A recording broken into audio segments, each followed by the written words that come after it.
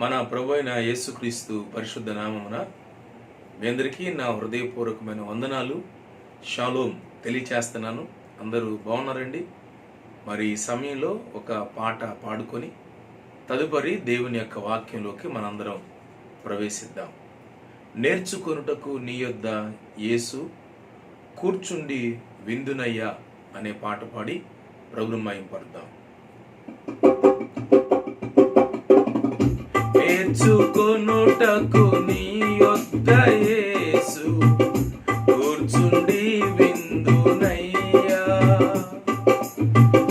నేర్చుకొనుటకు నీ యొద్ద యేసు కూర్చుండి విందునయ్యా, నేర్పించు యేసయ్యా, నేర్పించు యేసయ్యా,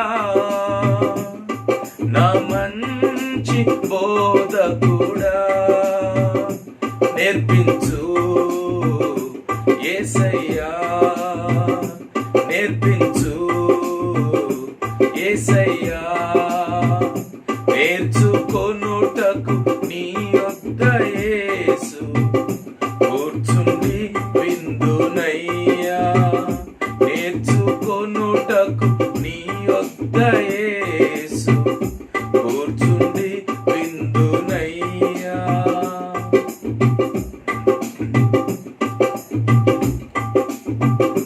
సూటిగా గుండెలలోకి చొచ్చుకొని పోవునట్లు, చేటు తెచ్చు పాపములు ఒప్పుకొన చేయునట్లు, సూటిగా గుండెలలోకి చొచ్చుకొని పోవునట్లు, చేటు తెచ్చు పాపములు ఒప్పుకొన చేయునట్లు, నేర్పించు యేసయ్యా, నేర్పించు యేసయ్యా, నా మంచి బోధకుడా, నేర్పించు యేసయ్యా, నేర్పించు యేసయ్యా, నేర్చుకొనుటకు నీ యొద్ద యేసు కూర్చుండి విందునయ్యా, నేర్చుకొనుటకు నీ యొద్ద యేసు కూర్చుండి విందునయ్యా.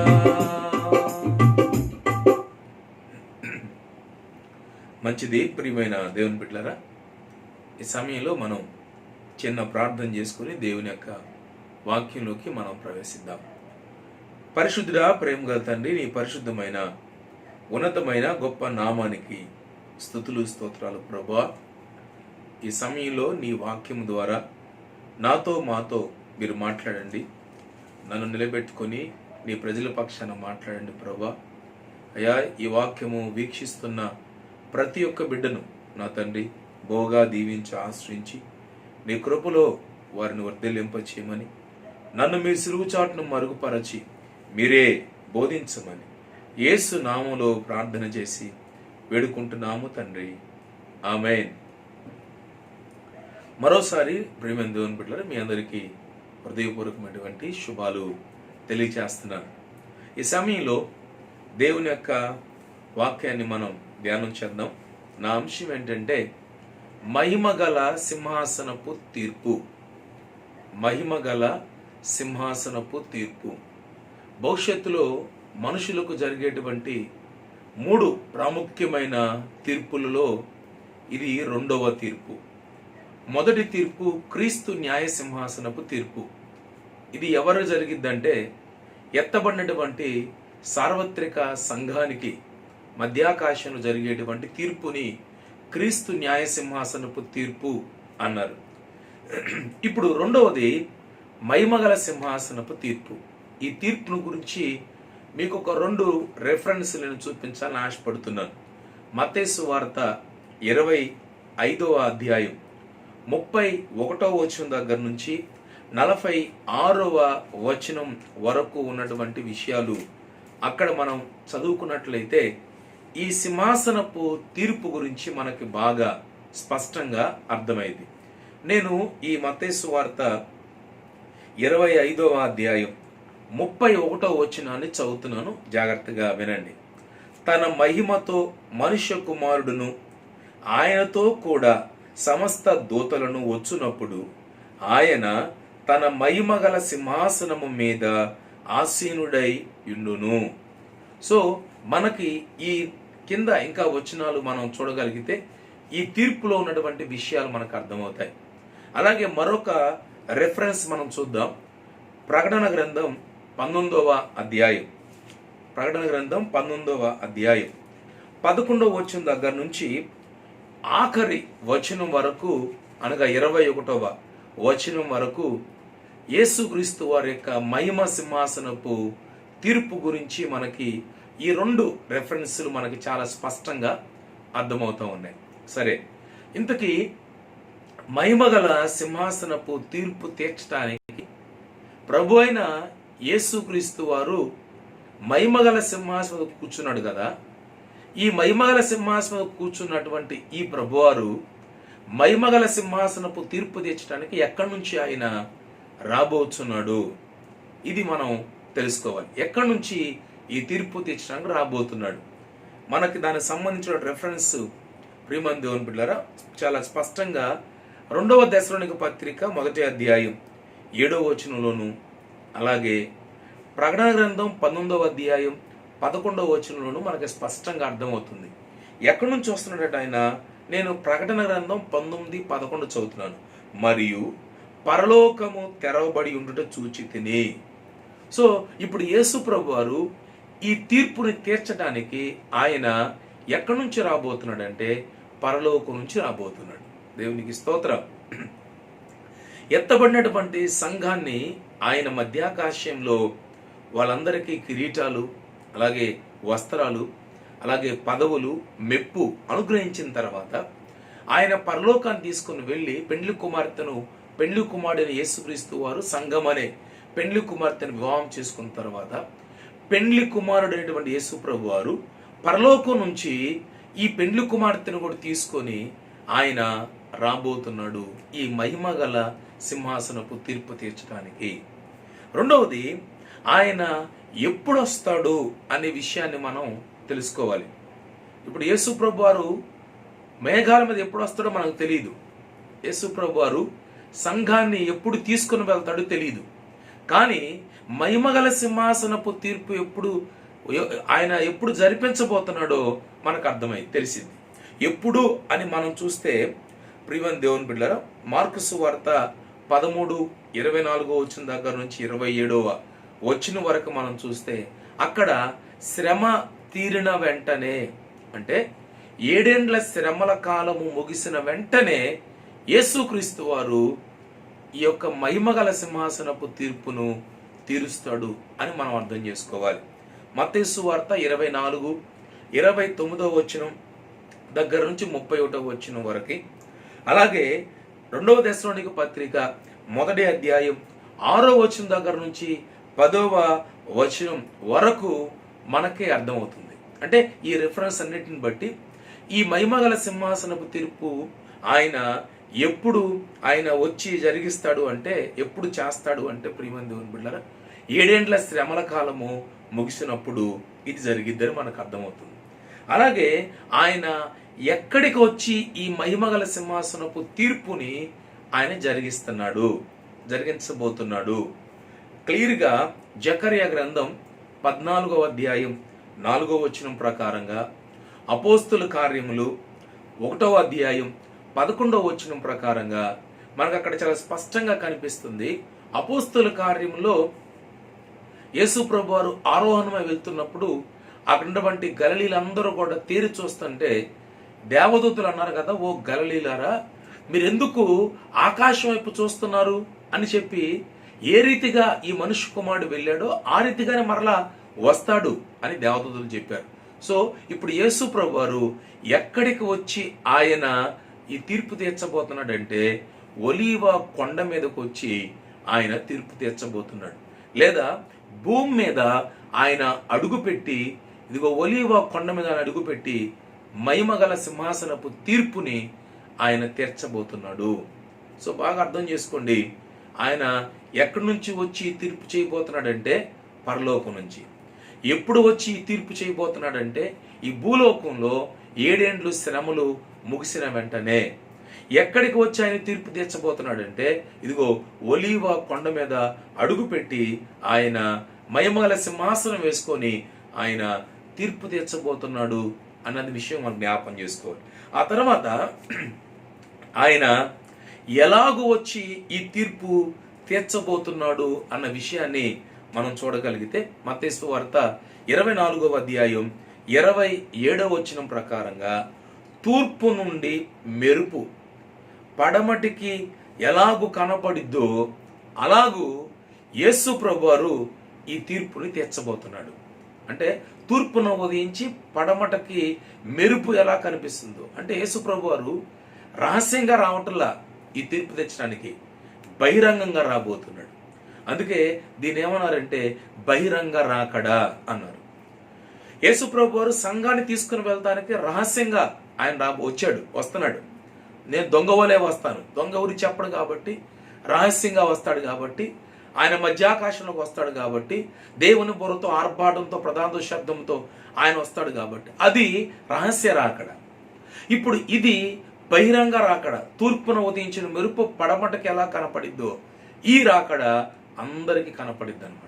రెండవది, ఆయన ఎలాగొచ్చి ఈ మహిమగల సింహాసనపు తీర్పు తీరుస్తాడు అంటే అపోస్తుల కార్యములు 1వ అధ్యాయము 9 నుంచి 11వ వచనం ప్రకారంగా ఏ రీతిగా పరమునకు వెళ్ళాడో అదే రీతిగా మరలా వచ్చి ఆయన తీర్పు తీర్చబోతున్నాడు. సో ఏ రీతిగా వెళ్ళాడు? ఆయన కొండ మీద ఒలీవ కొండ మీద నుంచి ప్రజలందరూ చూస్తుండగానే ఆయన అలాగో వాళ్ళందరి ముందు ఆరోహణ అయిపోయాడు. అంటే అందరు చూస్తుండగానే మహిమగల సింహాసనపు తీర్పు తీర్చడానికి ఆయన ఈ భూలోకంలోకి బహిరంగంగా రాబోతున్నాడు. ఇది అర్థం చేసుకోవాలి.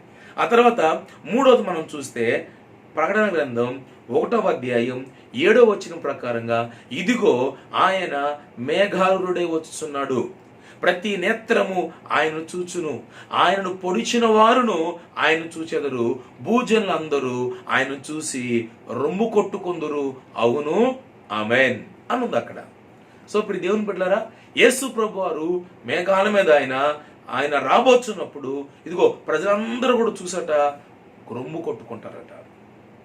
సో బహిరంగంగా యేసు ప్రభు వారు రాబోతున్నాడు, మేఘవాహనుడై ఆయన రాబోతున్నాడని ఈ విషయాన్ని జ్ఞాపం చేసుకోవాలి. సో యేసు ప్రభు వారు ఎలాగో వస్తున్నాడు అంటే అందరికి కనపడే విధంగా బహిరంగంగా. సో ప్రియమైన దేవుని బిడ్డలు, మేఘాల మీద ఎలాగో వెళ్ళాడో అలాగే ఆయన రాబోతున్నాడు. ఇది మనం బాగా అర్థం చేసుకోవాలి. ఆ తర్వాత 5వ విషయం చెప్తున్న జాగ్రత్తగా వినండి. ఎలాంటి వాడుగా వచ్చి ఈ తీర్పు తీరుస్తాడు? ఎలాంటి వాడుగా? మొదటి రాకడలో ఈ భూమి మీద ఆయన పశువుల పాకలో పొత్తిగుడ్డలతో చుట్టబడి ఆయన ఒక పశువుల తొట్టులో పొరుండు పెట్టబడిన వాడుగా ఆయన వచ్చాడు. చిన్న పిల్లోడుగా వచ్చాడు, దీనుడిగా వచ్చాడు, రిక్తుడిగా వచ్చాడు, దరిద్రుడిగా వచ్చాడు. ఆయన పశువుల పాకలో పరుండ పెట్టబడ్డాడు. ఆయన దిక్కులేని వాడుగా, పేదవాడుగా వచ్చాడు ఈ లోకానికి. ఆయన కన్య మరియ గర్భాన పరిశుద్ధాత్మను జన్మించిన వాడే ఈ లోకానికి వచ్చాడు. నశించిన దానిని వెదక రక్షించుటకు మనిషి కుమారుడు ఈ లోకానికి వచ్చాడు. ఆయన పాపులను వెదక వచ్చాడు, కానీ నీతిమంతుల కొరకు రాలేదు మొదటి రాకడలో. కానీ ఇప్పుడు ఈ 2వ రాకడలో ఆయన ఎలాంటి వాడుగా రాబోతున్నాడు?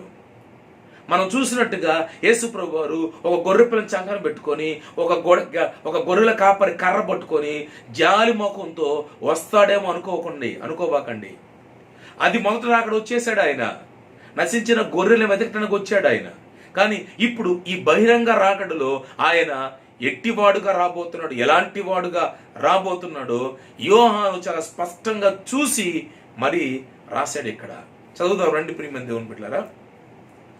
ప్రకటన గ్రంథం 19వ అధ్యాయం 11వ వచనం నేను చదువుతున్నాను, జాగ్రత్తగా చూడండి. అప్పుడు ఇదిగో తెల్లని గుర్రం ఒకటి కనబడెను. అంటే యేసుప్రభు వారు ఇప్పుడు ఎలాగో రాబోతున్నాడు అంటే తెల్లని గుర్రం మీద రాబోతున్నాడు. తెల్లని గుర్రం మీద. అప్పుడప్పుడు యూట్యూబ్లో వాట్సాప్లో కానీ అలాగూ గ్రాఫిక్స్ పెట్టి యేసుప్రభు వారు గుర్రాల మీద మేఘం వస్తున్నట్టుగా అదిగో అని చెప్పి లైవ్ చూపిస్తూ ఉంటారు. మేము చూసాం, మేము విన్నామని. ఇవన్నీ మాయ మాటలు. ప్రియమైన దేవుని బిడ్డారా, యేసుప్రభు వారు ఆయన తెల్లని గుర్రం మీద, తెలుపు పరిశుద్ధ సాదృశ్యం కనుక పరిశుద్ధుడిగా ఆయన రాబోతున్నాడు. ఇది అర్థం చేసుకోండి. ఆ తర్వాత ఆ తెల్లని గుర్రం అనేది దేనికి సాదృశ్యం అంటే, ఒకటి హోదాకి సాదృశ్యం, రెండవది రాజరికానికి సాదృశ్యం, మూడవది వేగానికి సాదృశ్యం, నాలుగవది యుద్ధానికి సాదృశ్యం, ఐదవది బలానికి సాదృశ్యం. సో యేసు ప్రభు వారు ఆయన ఇక్కడ ఎలాగో రాబోతున్నాడంటే ప్రియమైన దేవుని బిడ్డలారా, యుద్ధము చేయడానికి రాబోతున్నాడు, రక్షించడానికి కాదు. ఆయన నశించిన వారు రక్షించడానికి మొదట వచ్చాడు. అప్పుడు సువార్త బోధించాడు, స్వస్థ కార్యాలు చేశాడు, అనేక మందిని నా ఎద్దకు రండి, నేను మీ ఎద్దకు వస్తానని చెప్పాడు. వచ్చిన వాళ్ళందరినీ దేవుడు బాగు చేశాడు, రక్షించాడు. కానీ ఇప్పుడు ఆయన ఎందుకు రాబోతున్నాడు అంటే యుద్ధం చేయడానికి. తెల్లని గుర్రం ఎక్కి ఎందుకు మహిమగల సింహాసనం మీద కూర్చున్నాడంటే, రాబోతున్నాడంటే ఆయన యుద్ధం చేయడానికి. ప్రియ దేవుని బిడ్డలారా, ఎవరితో యుద్ధం చేయబోతున్నాడో తర్వాత చూద్దాం. మనం యుద్ధం చేయడానికి రాబోతున్నాడు. రెండవది, ఆయన ఎలాంటి వాడుగా రాబోతున్నాడు అని మనం చూస్తే ఇక్కడ నమ్మకమైన వాడుగా రాబోతున్నాడు ఆయన. అదే 11వ వచనంలో చూస్తాం, నమ్మకమైన వాడును. ఆయనంతటి నమ్మకస్తుడు ఇంకెవరు లేరు. అందుకే యోబు అన్నాడు, దినమల్లా నీకు మా పట్ల వాత్సల్యత పుట్టుచున్నది, నీవు ఎంతైనా నమ్మదగిన వాడవు అన్నాడు. దేవుణ్ణి చెప్పుకుంటున్నాడయ్యా, నీవెంతైనా నమ్మదగిన దేవుడు అయ్యా. ప్రతిరోజు అనుదినము నీకు మా పట్ల వాత్సల్యత కలుగుతుందయ్యా. చూసారు అప్పుడు దేవుని బిడ్డలారా, ఈయన నమ్మకమైన వాడుగా రాబోతున్నాడు. ఎవరికి? ఇశ్రాయేల్ ప్రజలకి. ఇప్పటి వరకు అందరూ నమ్మించి మోసం చేశారేమో ఇశ్రాయేల్ ప్రజల్ని. రష్యా మోసం చేయొచ్చు, జపాన్ మోసం చేయొచ్చు, చైనా మోసం చేయొచ్చు, ఇండియా మోసం చేయొచ్చు, అమెరికా మోసం చేయొచ్చు. కానీ ఈయన మోసం చేయడానికి రావట్లా, వారి పక్షాన నమ్మకమైన వాడుగా వస్తున్నాడు. ఆ తర్వాత మూడవది, ఆయన ఎలాంటి వాడుగా వస్తున్నాడు తెలుసా? సత్యవంతుడుగా వస్తున్నాడట. ఆయన నోట అబద్ధము లేదు. అబద్ధికులందరూ అగ్ని గంధకములతో మండు గుండంలో పాలు పొందుదురు అని, ఇది రెండవ మరణం అని వాక్యం బోధిస్తూ ఉంది. ఆయన అబద్ధాలు చెప్తాను రావట్లా, ఆయన సత్యవంతుడుగా ఇశ్రాయేల్ ప్రజల పక్షాన రాబోతున్నాడు ఆయన. ఆ తర్వాత ప్రియమైన దేవుని బిడ్డారా, ఆయన ఎలాంటి వాడుగా రాబోతున్నాడని చూస్తే 11వ వచనంలో అక్కడ మనం చూడగలిగితే, యుద్ధము జరిగించుచున్నాడు అంటే యుద్ధము చేయువాడుగా రాబోతున్నాడు. జాలిగా ప్రేమగా మాట్లాడతాను కాదు, లేకపోతే మా అయ్యా బాబు నన్ను నమ్ముకోండి అయ్యా, మీకు పరలోక రాజ్యం ఇస్తానయ్యా అని చెప్పి బ్రతిమలాడతాను రావట్లే. ఆయన యుద్ధం. హర్మగద్దోన్ అనే ప్రదేశంలో ఇశ్రాయేలు ప్రజల పక్షాన ఎవ్వరూ లేక వీళ్ళొక్కళ్ళే ప్రపంచ దేశాలన్నీ కూడా ఒక పక్క ఉండి ఇజ్రాయేల్ ప్రజలతో యుద్ధం చేయడానికి హర్మగద్దోన్ అనే స్థలములో కూడి వచ్చినప్పుడు వారి పక్షాన పరలోకము నుంచి పరలోక సైన్యంతో యేసు ప్రభు వారు యుద్ధం చేయడానికి రాబోతున్నాడు. యుద్ధం చేయడానికి రాబోతున్నాడు ఆయన. అలాగే ఆయన ఎలాంటి వాడుగా రాబోతున్నాడు అంటే 18వ వచనంలో, ఆయన నేత్రములు అగ్ని జ్వాలల వంటివి. అగ్ని జ్వాలల నేత్రాలతో రాబోతున్నాడు ఆయన. ఆయన నేత్రాలు అగ్ని జ్వాలలు, దహించి వేయటానికి, కాల్చి వేయటానికి. ఆయన కళ్ళు చూస్తేనే అగ్ని స్వచ్ఛముగా స్పష్టంగా కనపడతాను. ఇప్పుడు దేవుని బిడ్డలారా, ఎంత ధన్యులండి ఇశ్రాయేల్ ప్రజలు. ఆ టయానికి మనం ఉండం, మనం ఎత్తబడతాం. ప్రభు రాకడలో మధ్యాకాశానికి సార్వత్రిక సంఘాన్ని తీసుకొని వెళ్ళిపోతాడు. వెళ్ళిపోయి ఆయన ప్రియ దేవుని బిడ్డరా పరలోకం తీసుకెళ్ళి అక్కడి నుంచి మనల్ని మరలా ఆయనతో పాటు తీసుకొని వచ్చాడు. గొప్ప ధన్యత ఆయన మనకి ఇవ్వబోతున్నాడు. Praise the lord. సో ఇప్పుడు ఆయన ఎలాంటి వాడుగా రాబోతున్నాడు అంటే అగ్ని జ్వాలల గల నేత్రాలతో రాబోతున్నాడు. ఆ తర్వాత మనం చూస్తే ఆయన శిరస్సు పైనట అనేక కిరీటములు గలవాడుగా రాబోతున్నాడు. ఒక కిరీటం ఉంటే ఒక రాజ్యమే అధికారమేమో, కానీ ఇప్పుడు నీకు ఎన్ని కిరీటాలు ఉంటాయంటే అనేక కిరీటాలు. అంటే దేనికి సాదృశ్యం అంటే ఈ ప్రపంచం మొత్తం మీద సార్వభౌమాధికారం నాదే. సో ఈ ప్రపంచంలో ఉన్న ప్రతి రాజ్యం మీద అధికారం గలవాడిని నేనే అని, అలాంటి అధికారం గలవాడుగా యేసుప్రభు వారి తల మీద అనేక కిరీటాలు పెట్టుకున్నవాడుగా రాబోతున్నాడు ఈ సింహాసనపు తీర్పుని తీర్చడానికి.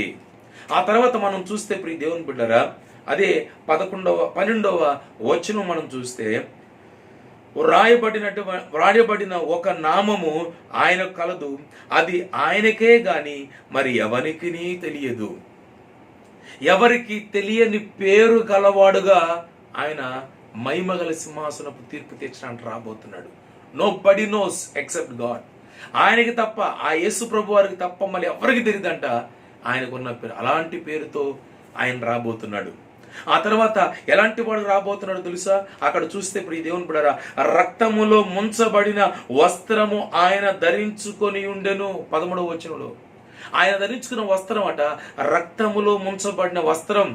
యెషయా గ్రంథం 63వ అధ్యాయం 1వ వచనం చూస్తే, ఏ దేవుని నుంచి వచ్చున్నావు ఇతడెవడు, బోస్త్రా నుంచి వచ్చున్న ఇతడెవడు అని అతని యొక్క రక్తము, ఇదిగో రక్తములో ముంచబడిన వస్త్రం ధరించుకున్నాడు. అప్పుడు ఆయన ప్రతి మానవుల కొరకు ఆయనే రక్తాన్ని చిందించాడు. ఆయన రక్తము ప్రతి పాపం నుంచి కడిగి పరిశుద్ధపరిచేది, పవిత్రపరిచేది. యేసు రక్తం ప్రతి పాపం నుంచి కడిగేది. ఆయన అప్పుడు మనందరూ రక్షించుకోవడం కోసం తన రక్తాన్ని చిందించాడు. కానీ ఇప్పుడు ఆయనను ఎరగని ప్రతి ఒక్కరి రక్తాన్ని చిందించడానికి ఆయన రాబోతున్నాడు. అందుకే రక్తంలో ముంచబడిన వస్త్రాన్ని ధరించుకొని వస్తున్నాడంట ఆయన ఎలాంటి దేవుడు, ఎంత రౌద్రంగా ఆయన రాబోతున్నాడు చూసారా ప్రియ దేవుని బిడ్డలారా. ఆ తర్వాత ఆయన ఎలాంటి వాడుగా రాబోతున్నాడు అని మనం చూస్తే, అక్కడ దేవుని వాక్యమును నామము గలవాడుగా వస్తున్నాడు. వాక్యం బ్రతికించేది, బాధల్లో నెమ్మదిచ్చేది. అర్మగద్దనటువంటి యుద్ధ భూమిలో భయంకరంగా వాళ్ళు రెడీగా ఉన్నప్పుడు, ఇశ్రాయేల్ ప్రజలతో యుద్ధం చేయడానికి ప్రపంచ దేశాలు కూడి ఆ స్థలానికి వచ్చినప్పుడు, ఇప్పుడు ఆయన వాళ్ళకి ఆదరించే వాక్యంగా, బాధల్లో నెమ్మదిచ్చే వాక్యంగా, ఆరోగ్యాన్ని ఇచ్చే వాక్యంగా, నా త్రోవకు దీపము, నా త్రోవకు వెలుగుగా ఉన్నటువంటి వాక్యంగా ఇప్పుడు ఇశ్రాయేల్ ప్రజలందరికీ వెలుగుగాను దీపముగాను, ఆయన బాధల్లో నెమ్మదిచ్చేవాడుగాను, వాక్యము అనే నామం గలవాడుగా వస్తున్నాడు. దేవునికి స్తోత్రం. అందుకే దావీదు అన్నాడు, నీ వాక్యము నా పాదములకు దీపము, నా త్రోవకు వెలుగు. సో బాధల్లో నెమ్మదిచ్చేది వాక్యం. అందుకే ఇశ్రాయేల్ ప్రజలందరికీ బాధల్లో నెమ్మదిచ్చేది వాక్యమే గనుక వాక్యము అనే పేరుతో దేవుడు రాబోతున్నాడు ప్రియ దేవుని బిడ్డలారా. ఆ తర్వాత మనం చూస్తే ప్రియ దేవుని బిడ్డలారా, అలాగే 19వ అధ్యాయము, ప్రకటన గ్రంథం 19వ అధ్యాయము 21వ వచనం మనం చూస్తే, ఆయన ఎలాంటి వాడుగా రాబోతున్నాడంటే, జనములను వధించుటకు తన నోట నుండి వాడిగల ఖడ్గము గలవాడుగా రాబోతున్నాడు. ఇప్పుడు ఆయన నోట్లో ఏముందంటే వాడిగల ఖడ్గం. ఈ ఖడ్గంతో ఆయన ప్రియ దేవుని బిడ్డలారా అనేక మందిని సంహరించడానికి రాబోతున్నాడు. ఆయన చేతిలో లేదు కత్తి, ఎక్కడుందంటే ఆయన నోట్లో ఉంది. ఆయన నోట్లో నుంచి వాడిగల ఖడ్గం బయలుదేరుతుంది. ఎందుకంటే అనేక మందిని వధించటానికి. ఒకప్పుడు ఆయన నోట్లో మాటల చేత అనేక బ్రతుములాడాడు, అనేక మందిని ఆశ్రయించాడు, అనేక మందికి మేలు చేశాడు, అనేక మందికి బోధ చేశాడు, అనేక మందికి రాజ్యాన్ని గురించినటువంటి వార్తను ప్రకటించాడు ఆయన నోట్లో నుంచి. కానీ వినని వారికి ఇప్పుడు ఆయన నోట్లో నుంచి వచ్చే ఖడ్గము చేత వారిని వధించబోతున్నాడు. ఈ విషయాన్ని జ్ఞాపకం చేసుకోవాలి. ఆ తర్వాత ఆయన ఎలాగూ రాబోతున్నాడు అని మనం చూస్తే, 19వ అధ్యాయం ప్రకటన గ్రంథం 16వ వచనంలో, రాజులకు రాజు, ప్రభులకు ప్రభువుగా ఆయన రాబోతున్నాడు. హల్లెలూయా. సో ప్రియ దేవుని సంగమా, దేవుని బిడ్డలారా, దేవుడు రాజులకు రాజుగా రాబోతున్నాడు. మహిమ గల సింహాసనం మీద కూర్చొని తీర్పు తీర్చడానికి ఆయన రాజులకు రాజుగా, ప్రభులకు ప్రభువుగా. ఆ తర్వాత 12వది ఆయన బహిరంగంగా రాబోతున్నాడు. దీంట్లో సీక్రెట్ లేదు. ఆయన ఎలాగో రాబోతున్నాడంటే బహిరంగంగా ఆయన రాబోతున్నాడు. ఈ విషయాన్ని మనం జ్ఞాపకం చేసుకోవాలి. సో ఆ తర్వాత 6వది చూద్దాం. ఆరవది ఆయన ఆయన ఎవరితో ఆయన రాబోతున్నాడో ఇక్కడ మనం జ్ఞాపం చేసుకోవాలి. ప్రకటన గ్రంథం 19వ అధ్యాయం 14వ వచనం ప్రకారంగా ఆయన పరలోకములో సేనలతో రాబోతున్నాడు. పరలోకంలో సేనలతో రాబోతున్నాడు. ఆ తర్వాత ఆయన ఎలాగూ రాబోతున్నాడు? దశలోనిక రాసినటువంటి పత్రిక 2వ పత్రిక 1వ అధ్యాయము 6-7 వచనాల ప్రకారంగా ఆయన పరలోకమందున్నటువంటి దూతలతో కూడా రాబోతున్నాడట. ఆయన ఎలా రాబోతున్నాడంటే పరలోకమందున్న దూతలతో ఆయన రాబోతున్నాడు. యూదా పత్రిక 14-15 వచనాల ప్రకారంగా ఆయన పరిశుద్ధులతో రాబోతున్నాడు. పరిశుద్ధులు. సో ఈ ఎత్తబడిన సార్వత్రిక సంఘము 7 ఏండ్లు మేఘాల మీద ఆ క్రీస్తు న్యాయ సింహాసనం ఉన్న తర్వాత పరలోకాన్ని తీసుకుని వెళ్ళి ఇప్పుడు పరలోకం నుంచి పరిశుద్ధులతో కూడా ఆయన రాబోతున్నాడు. చూసారా ప్రతి దేవుని పట్ల మహిమ గల సింహాసన తీర్పు తీర్చడానికి ఆయన దేవదూతలతోనూ పరలోక సేనతోనూ పరిశుద్ధులతోనూ ఆయన రాబోతున్నాడు. ఇప్పుడు ఆయన ఎందుకు రాబోతున్నాడు? ఈ మహిమగల సింహాసనపు తీర్పు ఎందుకు తీర్పు తీర్చబోతున్నాడు? ఈ విషయాన్ని మనం చూద్దాం. ఎందుకు అని మనం చూస్తే, ఒకటి మత్తయి సువార్త 25 ఇందా చెప్పాము 31వ వచనం నుంచి 45వ వచనం ప్రకారంగా ఎందుకు అంటే అన్యజనులకు తీర్పు తీర్చడానికి రాబోతున్నాడు. ఎవరికండి? అన్ని జనులకు. రెండవది, ఆయన ఎందుకు ఈ తీర్పు తెచ్చడానికి రాబోతున్నాడు అంటే తన ప్రభావమును కనపరచడానికి రాబోతున్నాడు. ఆయన ఈ తీర్పు తెచ్చబోతున్నాడు. 2వ దశలోని పత్రిక 1వ అధ్యాయం 6-8 వచనాల ప్రకారంగా. మూడవది, ఆయన ఎందుకు ఈ తీర్పు తెచ్చడానికి రాబోతున్నాడు అంటే శత్రువుల మీద ప్రతిదండన చేయటానికి రాబోతున్నాడు. ప్రకటన గ్రంథం 19వ అధ్యాయం 9 నుంచి ఆ 19వ వచనం దగ్గర నుంచి 21వ వచనం వరకు, 19వ వచనం దగ్గర నుంచి 21వ వచనం వరకు ప్రతిదండన చేయటానికి.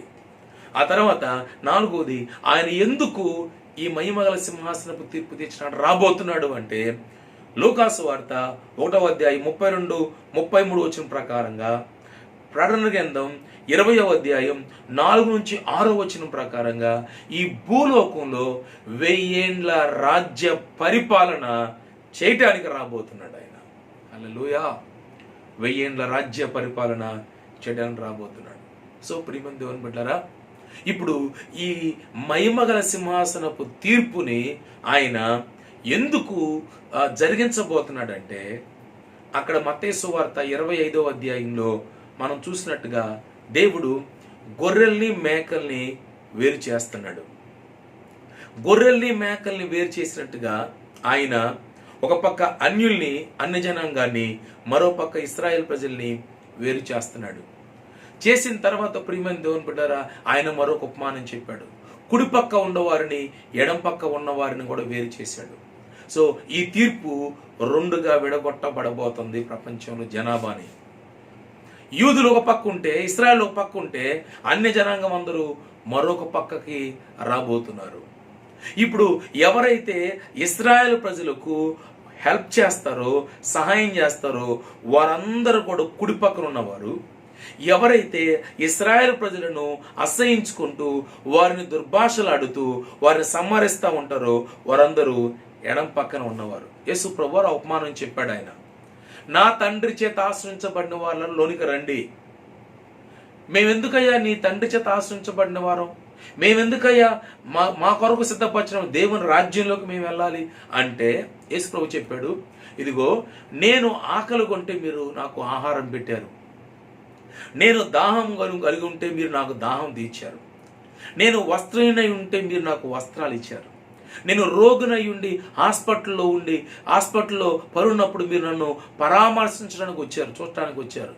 సో కనుక మీరు నా తండ్రి చేత ఆశ్రయించబడిన వారు, రండి మీ కొరకు నేను సిద్ధపరిచిన నిత్య రాజ్యంలోకి ప్రవేశించండి.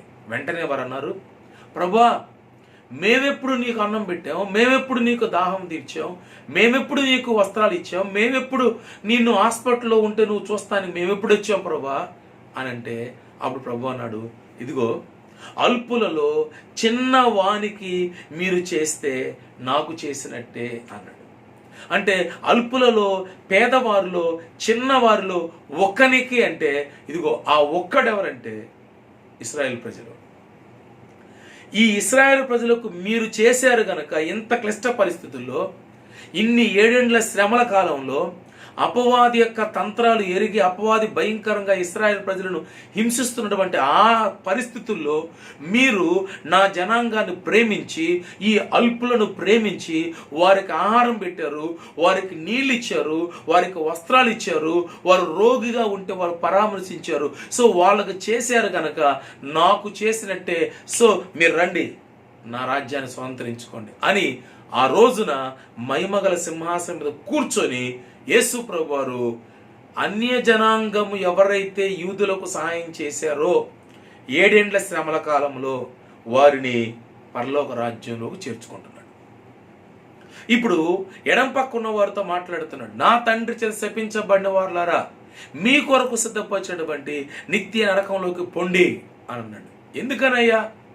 నేను ఆకలి కొంటే మీరు ఆహారం పెట్టలా, వస్త్రయుడితో వస్త్రాలు ఇవ్వలా, దాహం కొంటే దప్పికి తీర్చలా, అలాగే నేను రోగినై ఉంటే నన్ను పరామర్శించాలా అంటే, ఇప్పుడు ప్రభువా అసలు నువ్వెప్పుడు రోగిగా ఉండవు, నీకెప్పుడు ఆకలైంది, అసలు నీకెప్పుడు దాహం వేసింది, అసలు నువ్వెప్పుడు వస్త్రం లేకుండా ఉండవు ప్రభువా అని చెప్పి అన్నప్పుడు యేసు ప్రభు అన్నాడు, ఇదిగో అల్పులలో మీరు ఈ చిన్నవానికి చేయలేదు కనుక నాకు కూడా చేయనట్టే కనుక నా తండ్రి చేత మీరు శపించబడిన వారు, మీరు నిత్య నరకంలోకి వెళ్ళిపోండి. సో ప్రియ దేవుని బిడ్డలారా, ఎవరైతే శ్రమల కాలంలో ఉన్న ఇశ్రాయేలులకు అపవాది యొక్క బాధ తట్టుకోలేక ఇశ్రాయేలు ప్రజలు కొండలకు లోయలకు వారు పారిపోతే, కొంతమంది ఏమో వారిని దూషించి వారిని చంపండి అని చెప్పి అంటే వాళ్ళందరూ కూడా ఎడం పక్క ఉన్నవారు అయిపోయారు. కానీ కొంతమంది వాళ్ళ మీద జాలిపడి వాళ్ళకి ఆహారం పెట్టి వస్త్రాలు ఇచ్చి వాళ్ళని పరామర్శించి వాళ్ళ హక్కును చేర్చుకున్నటువంటి వాళ్ళందరూ కూడా తండ్రి చేత ఆశ్రయించబడిన వారుగా కుడి పక్కన ఉండిపోయారు. సో ఈ తీర్పు 2గా విడగొట్టబోతుంది. మహిమగల సింహాసనపు తీర్పు గొర్రెల్ని మేకల్ని వేరు చేస్తుంది. మహిమగల సింహాసనపు తీర్పు కుడిపక్క ఉండవారిని ఎడం పక్క ఉండవారిని వేరు చేస్తుంది. మహిమగల సింహాసనపు తీర్పు తండ్రి చేత ఆశ్రయించబడిన వారుగా, తండ్రి చేత శపించబడిన వారుగా వేరు చేస్తుంది. మహిమగల సింహాసనపు తీర్పు యూదులకు సహాయం చేసిన వారు, యూదులకు సహాయము చెయ్యని వారిని వేరు చేస్తా ఉంది. సో ప్రియ దేవుని బిడ్డలారా, అందుకే మహిమగల సింహాసనం మీద ఆయన ఆసీనుడై కూర్చున్నాడు. ఆయన మహిమగల సింహాసనుడై కూర్చున్నాడు ఈ తీర్పు తీర్చడానికి. సో ఈ తీర్పు ప్రియ దేవుని బిడ్డలారా వేవేల పరిశుద్ధులతో కూడా జరగబోతుంది. మనం కూడా రాబోతున్నాం. మనం కూడా ప్రభుతో ఆయన ముందు వెళ్తుంటే ఆయన వెనకాల పరలోకపు సేన దేవదూతలు వారితో పాటు పరిశుద్ధులుగా ఉన్న మనం కూడా వెళ్ళబోతున్నాం. అయితే అలాగూ ఎత్తబడేటువంటి సంఘంలో మనం ఉన్నామా? 7 ఏండ్లు క్రీస్తు న్యాయసింహాసనపు తీర్పులో మనం ఉన్నామా? నీకు 1000 ఏండ్ల పరిపాలనలో ఏ పదవి ఉండాలో 7 ఏండ్ల న్యాయసింహాసనపు తీర్పులోనే డిసైడ్ అయిపోద్ది. ఆ కిరీటాలు, వస్త్రాలు, అలాగే నీకు పదవులు, నీకు ఇచ్చే మెప్పు అవన్నీ అక్కడే డిసైడ్ అయిపోద్ది. క్రీస్తు న్యాయసింహాసనపు తీర్పులో నువ్వు ఉన్నావా? పరలోకపు పెండ్లి విందులో నువ్వు ఉన్నావా? పరలోకంలో నుంచి యేసు ప్రభు వారితో పాటు మరలా భూమి మీద అడుగుపెట్టేటువంటి ధన్యతలు నువ్వు ఉన్నావా? 1000 ఏండ్ల పరిపాలనలో నీవు కూడా ఒక పరిపాలకుడుగా ఉండవా?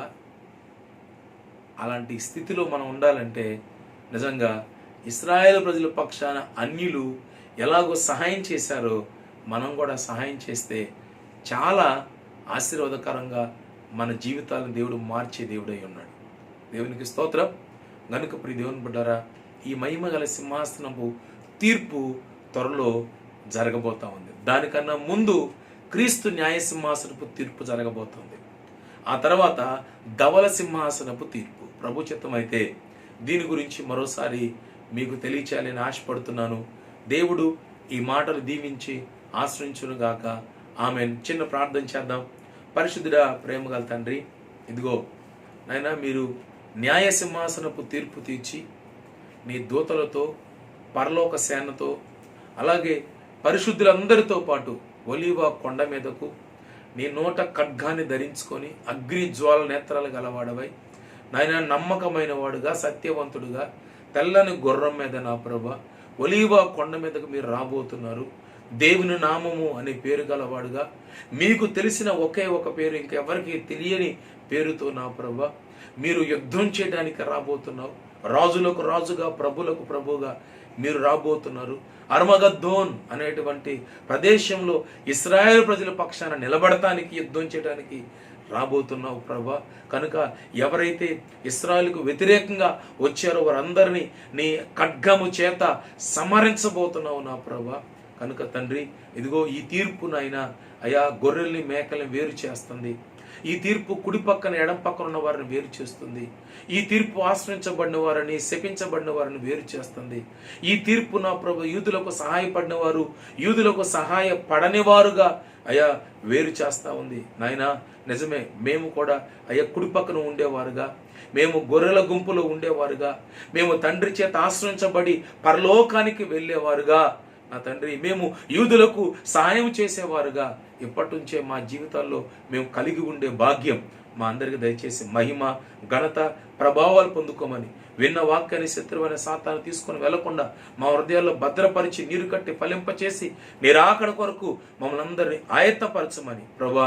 ఇదిగో ప్రపంచమంతా కూడా నాయన భయంకర విపత్తులో ఉంటుండగా మా దేశము మా రాష్ట్రము అలాగే మా జిల్లా అలాగే నా ప్రభు మా నాయకులు అందరూ కూడా నా తండ్రి ప్రజలందరూ కూడా నా ప్రభా ప్రాణాలు గుప్పిట్లో పెట్టుకుని జీవిస్తుండగా దయచేసి నాయన అయ్యా మీ పాదాల పట్టు అడుగుచున్నాం ప్రభా.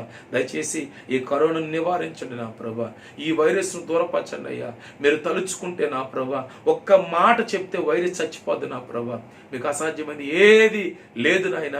అయ్యా సహాయం చేయండి ప్రభా. అనేక మంది ప్రాణాలు కోల్పోయారు.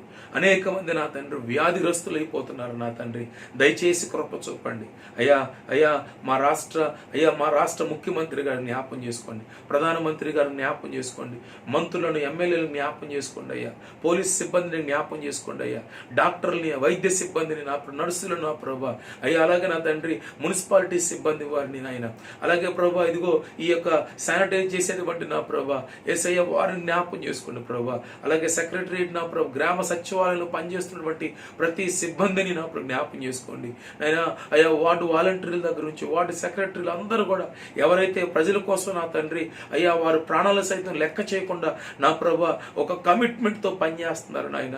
వారిని వారి కుటుంబాలు నా ప్రభా ఆదరించండి నాయన అయ్యా. వారిని నా ప్రభా నీ కాపుదలు దయచేయి నా ప్రభా. వారి చుట్టూ నీ కంచె ఉంచండి ప్రభా, నీ కొందనాలు. నీ సన్నిధి తోడుగా ఉంచండి ప్రభా, నీ కొందనాలు అయ్యా. తల్లి విడిచిన తండ్రి మరిచిన మీరు మరిచిపోయే దేవుడు కాదు నాయన. దయచేసి కృప చూపండి నాయన, కృప చూపండి నా ప్రభా అయ్యా. త్వరగా నా తండ్రి ఈ యొక్క వ్యాధికి నా ప్రభా వ్యాక్సిన్ వచ్చే భాగ్యం దయచేయండి ఆయన. ఆహర్నిశలు నా ప్రభా శాస్త్రవేత్తలు పనిచేస్తుండగా అయ్యా నీ జ్ఞానాన్ని వారు దయచేసి నా తండ్రి అయ్యా.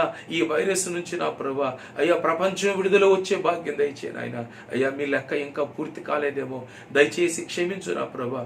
మనుషులు చేస్తున్న ప్రతి అయ్యా అపవిత్రమైన వాటిని క్షమించు నాయన. మా పాపాలు మా దోషాలు మా అక్రమాలు మీరు క్షమించి పరిశుద్ధాత్మదేవ నీ సన్నిధిలో నా తండ్రి ప్రతి ఒక్కరికి నా ప్రభా అయ్యా శారీరకమైన స్వస్థత ఆత్మ స్వస్థత కలుగు చేసి నీ రాజ్యానికి వారసులుగా చేయమని త్వరగా రాబోతున్న యేసుక్రీస్తు పరిశుద్ధ నామంలో ప్రార్థన చేసి ఈ మనవులన్నీ అడిగి వేడుకుని పొంది ఉన్నాము తండ్రి. ఆమేన్. యేసు రక్తమే జయం, సిలువ రక్తమే జయం. ప్రభు యేసు నామమున సంపూర్ణ విజయం, అపవాది క్రియలకు అనంత నాశనం కలుగును గాక. ఆమేన్, ఆమేన్, ఆమేన్. మీ అందరికీ వందనాలు.